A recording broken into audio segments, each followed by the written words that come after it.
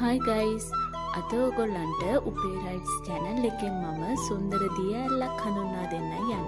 මේක මධ්‍යම කඳුකරේ පිහිටා ඇති සුන්දර දිය ඇල්ලක් විදිහට අපිට හඳුනා ගන්න පුළුවන්. මේක පිහිටලා තියෙන්නේ නාවලපිටියේ ඉඳලා තලව කැලේ යනකොට ඒ මාර්ගයේ තමයි මේ සුන්දර දිය ඇල්ල පිහිටලා තියෙන්නේ. මේ මාර්ගයත් ඊටාම සුන්දර වටපිටාවකින් සමන්විත ඔයගොල්ලන්ගේ ඇස් පිනා යන හරිත නිම්නයක් වගේ පිහිටලා තියෙන මාර්ගයකින් තමයි අපි මේ දිය ඇල්ල බලන්න යන්නේ.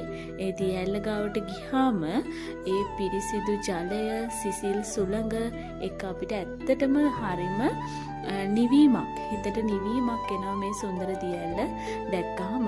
ඒ වගේම එතනින් පල්ලේ පොඩි පඩි පෙලක් වගේ තියෙනවා. උඩට යන්නත් පුළුවන්. කොටස් දෙකක් තියෙනවා මේ දිය ඇල්ලේ.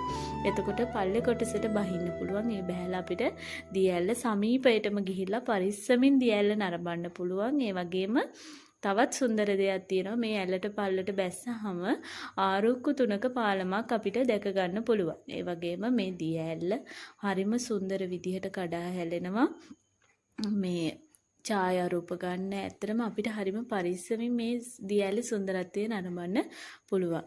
අපි මේ දිය ඇල්ලේ සුන්දරත්වය ඉක්මනින්ම නරඹලා නැවත අපි පොඩි වැඩකට යන ගමන් නිසා අපි ඉක්මනින්ම ආවා. හැබැයි පාලම උඩ ඉඳලත් වාහන එහෙ මෙහෙ යන නිසා හිමීට අපිට සුන්දරත්වයේ පාලම උඩ ඉඳලත් මේක නරඹන්න පුළුවන්. ඊටමත් පරිස්සමෙන් අපේ ආරක්ෂාවත් ගැන සැලකිලිමත් වෙලා ඇත්තටම ලස්සන දිය ඇල්ලක් නිසා අපිට අමතක වෙනවා මේක දැක්කහම අපි කොහෙද ඉන්නේ කියලාවත්.